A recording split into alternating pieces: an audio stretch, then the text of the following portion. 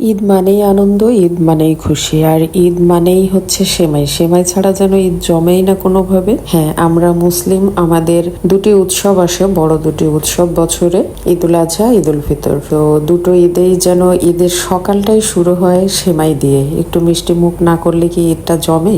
সেই বুদ্ধি হওয়ার পর থেকেই দেখে আসছি আম্মুকে সকাল সকাল উঠেই এই তো অন্তত পক্ষে 3 রকমের সেমাই আমাদের ঘরে থাকবেই। লাচ্চা সেমাই, মোটা সেমাই, আর এই তো সাথে আছে শুকনা সেমাই, যেটা খেতে একটু স্পেশাল অন্য সেমাই চাইতে। এটা সম্পূর্ণ দুধের উপরে চিনি দিয়ে, শুধু শুকনা সেমাইটা লাচ্চা সেমাই দিয়ে রান্না করলে এটা বেশি টেস্ট লাগে।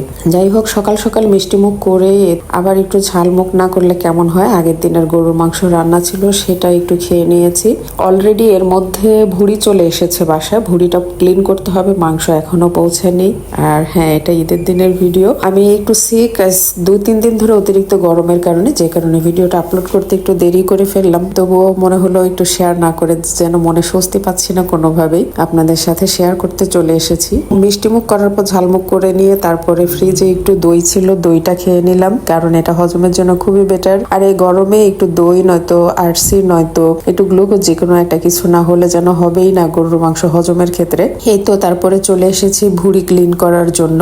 আর এই কাজটা শুরু করেছি আমি আর আমার আম্মু মিলে। বোনকে পাঠিয়ে দিয়েছে এর মধ্যে একটু রান্না বাড়ার কাজে।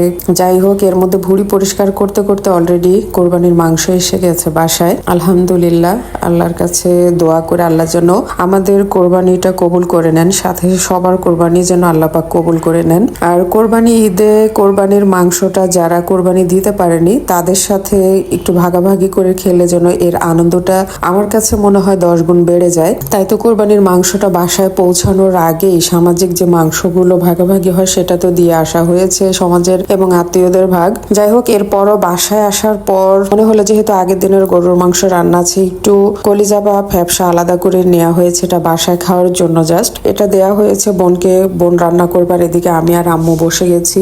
যে আত্মীয়রা কোরবানি দেননি এবার তাদেরকে মাংস দেওয়ার জন্য, এবং বাড়ির আশেপাশে যারা কোরবানি দেননি তাদের মাঝেও একটু কোরবানির মাংস বিতরণ করে সবাই মিলেমিশে একটু আনন্দ করে কোরবানির ঈদটা উদযাপন করার জন্য।